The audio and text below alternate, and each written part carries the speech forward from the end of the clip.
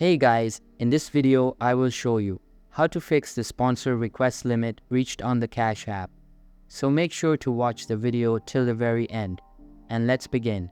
Cash App sponsor request limit typically resets after a certain period.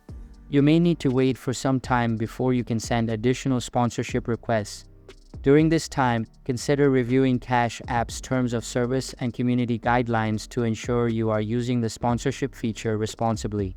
If you believe there has been a mistake or you have encountered an error, you can reach out to Cash App support for assistance. They may be able to provide more information about the sponsor request limit and help resolve any issues you are experiencing. While you wait for the sponsor request limit to reset, consider other ways to connect with users on the Cash App, such as sending money, requesting money, or using the app's messaging feature. These options may allow you to continue engaging with others on the platform while you wait to send sponsorship requests again.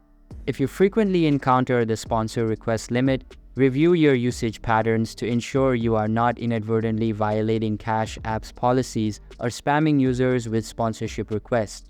Adjust your behavior as needed to comply with Cash App guidelines and avoid triggering the limit in the future. So that's basically how you can fix the sponsor request limit reached on the Cash App.